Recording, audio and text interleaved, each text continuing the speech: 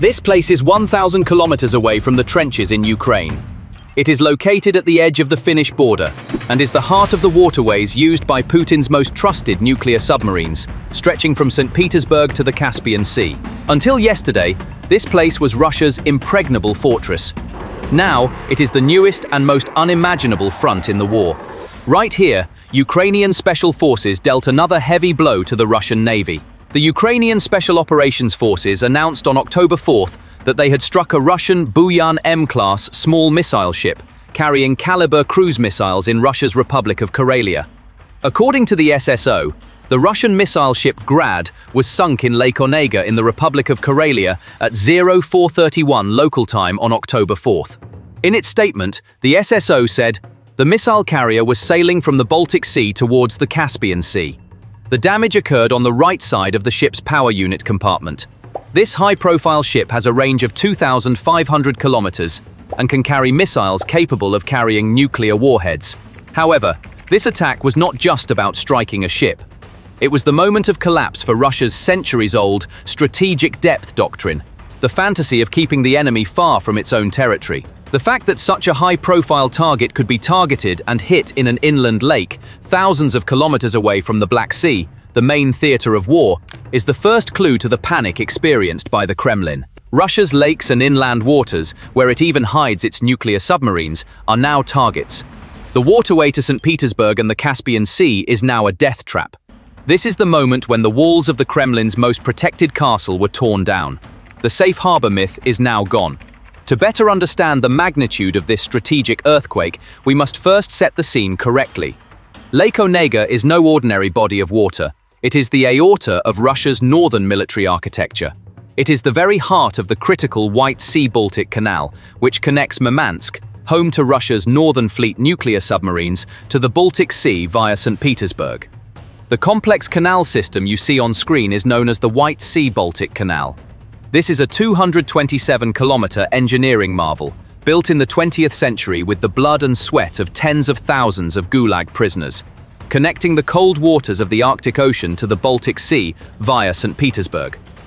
Open-source maritime data confirms that this canal is a dual-purpose superhighway for Russia. While commercial goods like timber and minerals are transported on one hand, far more deadly cargoes use this route on the other. According to reports from Western intelligence sources, all military vessels less than 50 meters wide, including nuclear submarines belonging to Russia's Northern Fleet, use this inland waterway to avoid NATO waters controlled by Norway and the UK. In short, this canal is a strategic bypass that allows Russia to relocate its northern nuclear strike force, hiding it from the rest of the world. The Kremlin thought it had hidden one of its most valuable hunters in its safest harbor. It was wrong. Lake Onega is the most critical junction of this bypass, its widest and most vulnerable point, and Ukraine has plunged its dagger precisely into this spot. The shockwaves from the explosion on Lake Onega not only shattered the hull of the ship, they also demolished a centuries-old myth that formed the foundation of Russian military thinking, the strategic depth narrative. This narrative has always been the Kremlin's greatest assurance, from Tsarist Russia to the Soviet Union and Putin's Russia. The idea was simple. Russia is so vast that no enemy army can reach its heart without being logistically exhausted or succumbing to the merciless Russian winter. Napoleon's Grande Armée melted away before Moscow. Hitler's panzer divisions froze in the ruins of Stalingrad. This vast geography has always been Russia's greatest armor. War was always fought there, beyond the borders, while the homeland remained here, safe. The bombing of the Crimean Bridge was the first crack in this doctrine. Drones falling on Moscow deepened this crack. However, the destruction of a cruise missile ship on Lake Onega is the final nail in the coffin of this doctrine. This attack proves that modern warfare renders geography meaningless. The front line has now become a fluid and invisible network stretching from Ukrainian trenches to Russia's northernmost ports, Siberian railways, and Putin's supposedly most secure inland lakes. Strategic depth is no longer armor. It is a vast, impossible-to-protect area of vulnerability. Russia's greatest advantage has become its greatest curse. The illusion of a safe zone has been devastated. Immediately following this military doctrinal collapse, a far more dangerous second-wave effect begins to spread. Psychological collapse. The real target of this attack is not the metal hull of the Grad ship, but the minds of the Russian elite and the people. This is a new and much more ruthless chapter in psychological warfare. Until now, especially for decision-makers and wealthy elites in Moscow and St. Petersburg, the war was a distant problem experienced by others in Donbass, watched on television screens. As long as their luxurious lives, yachts, Western-style cafes, and stable order continued, they couldn't care less about what the Kremlin was doing in Ukraine. The Lake Onega attack burst this comfortable bubble like a needle. Look at the map again. Onega is practically the backyard of St. Petersburg, Russia's cultural and economic second capital, the hometown of Putin and today's ruling class. These elites must now face the reality that the region where they have their summer dachas, where they sail and find peace, has turned into a war zone. The war is no longer on television because the war has knocked on their own doors. This is the moment when the illusion that stability and security can be bought has ended. This is the moment when the implicit social contract Putin offered them has been torn up. Panic begins to spread through the whispering press. If we are not safe there, we are not safe anywhere. This panic pushes the Kremlin into an unsolvable dilemma, a strategic stranglehold. Putin and his generals now face an impossible choice. Will they use their limited advanced air defense systems and best troops to hold the crumbling front lines? Or will they withdraw these valuable assets from the front and deploy them to protect the vast interior, stretching thousands of kilometers? The strategic waterways, nuclear facilities, military bases, and industrial centers. It is a game in which both options lead to disaster. If they weaken the front, they open the way for Ukraine's long-awaited military breakthrough. If they leave the interior unprotected, they allow attacks like the one on Lake Onega to continue and escalate, paralyzing logistics lines and making the war felt in every corner of Russia. This is a slow and painful strangulation process that crushes the Russian war machine under its own weight. With a single, precise strike, Ukraine has trapped the Russian general staff in a cycle of chaos and indecision on its own maps. The Kremlin is now in a state of complete panic, because it knows that whatever move it makes, it will face a strategic checkmate at the end of the game. So how did this impossible attack happen? First of all, mistaking this ship for a simple patrol boat would be a fatal mistake. This platform is a compact but extremely dangerous assassination machine, capable of carrying 8 Kalibr cruise missiles in its 800-ton hull. These missiles have a range of 2,500 kilometers, can be equipped with nuclear warheads, and have extremely precise strike capabilities. The question of what such a high-profile target was doing in an inland lake thousands of kilometers away from the Black Sea, the main theater of war, provides the first clue to the panic experienced by the Kremlin. Possible scenarios include the ship being pulled into inland shipyards for repair and maintenance, or, more importantly, being removed from the Black Sea due to the growing Ukrainian threat and hidden in this safe harbour.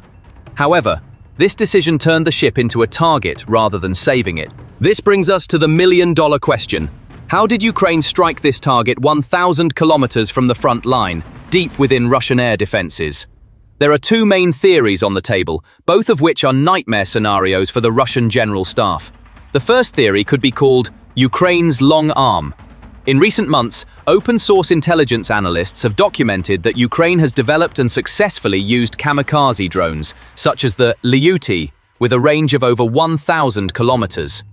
When examining potential flight routes on a map, it appears that these UAVs could have reached their targets by flying over Russia's sparsely populated northern regions, using corridors where air defense radars are weakest.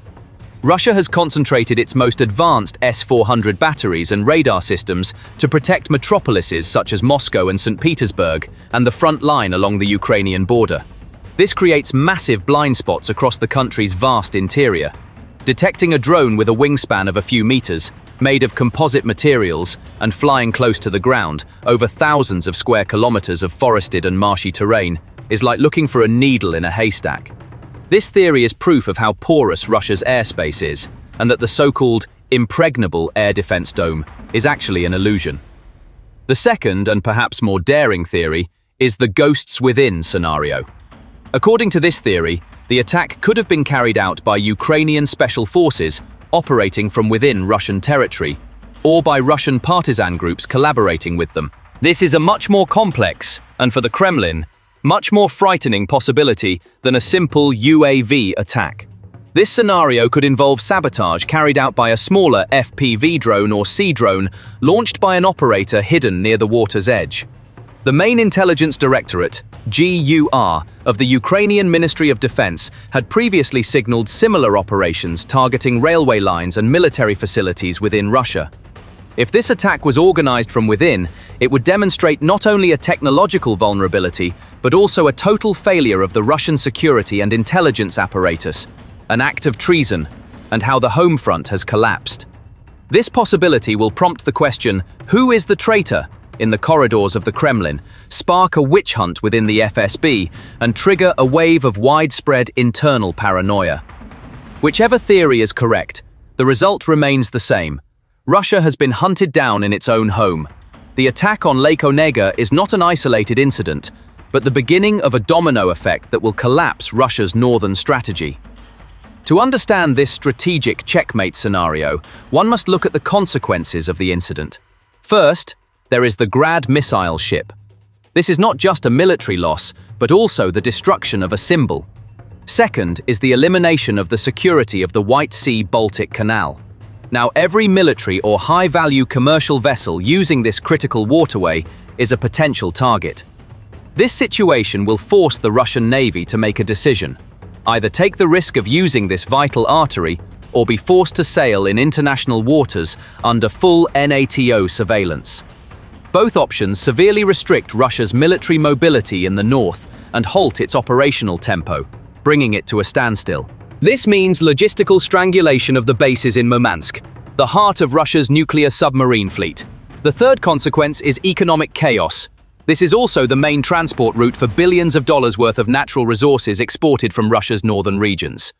Increased security risks will drive up insurance costs, deter commercial ships from using this route, and put the regional economy in a stranglehold. This means that the economic cost of the war will begin to be felt even by ordinary Russian citizens, thousands of kilometers away from the front lines. The most dangerous link in this domino effect is the opening of new fronts. The Onega attack has set a precedent for what Ukraine might target.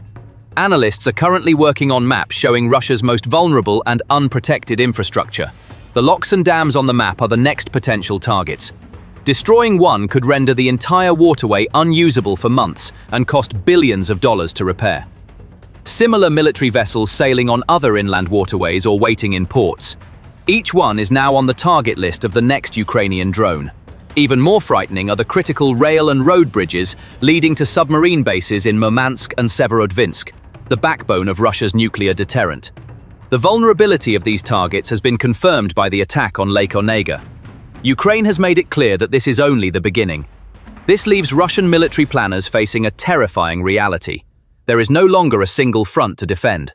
What must be defended is the entire country, the world's largest, spread across 11 time zones. This is a logistical nightmare that no army can achieve. Russia is trapped within its own vast geography. This new reality has the potential to fundamentally shake the Putin regime's internal front. The Kremlin's propaganda machine has for years sold the public the myth of an invincible army and impregnable borders. This narrative was one of the cornerstones of the regime's legitimacy. But now, images of a warship burning in a lake near the Finnish border expose the emptiness of this propaganda. Local telegram channels and social media networks are overflowing with a wave of panic and questioning that official state media cannot control.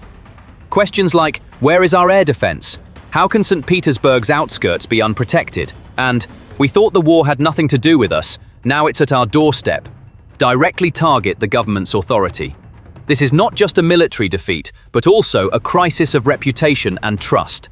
Each new attack further erodes the public's faith in the regime. Combined with economic hardships like gas station queues and empty supermarket shelves, this security breach could ignite a potential social explosion. Putin's greatest fear is not losing a handful of territory on the front lines, but losing the loyalty of the Russian people. The attack on Lake Onega was one of the most significant steps in turning this fear into reality. The home front is crumbling, and the Kremlin has no idea how to stop this collapse. Ultimately, Ukraine has taken the war into territory that Putin and his generals could never have foreseen or even imagined. Not with expensive and cumbersome armies, but with intelligence, courage, asymmetric tactics and technology. It has once again proven to the world that the Russian giant can be wounded in the heart, where it is most vulnerable and least expected. It is not just a corvette named Grad that sank into the cold waters of Lake Onega. Along with that ship, Russia's myth of "our fortress is impregnable," its strategic depth doctrine, and the false sense of security on the home front have also been sunk. The flames rising from Lake Onega are consuming not just a ship, but Russia's image as an invincible fortress. The war is no longer just in the muddy trenches of Donbass. It is being fought on the waterways leading to Russia's heart, on the railways crossing Siberia, and most importantly, in the minds of ordinary Russian citizens. Kiev has rewritten the rules of the game in this new war, and in this new game, Russia has nowhere to hide, no safe harbour to escape to. Russia's last refuge is now also in flames. So, what do you think about this? Please share your thoughts in the comments. To stay updated on new videos, please subscribe to our channel and turn on notifications. Thank you for watching.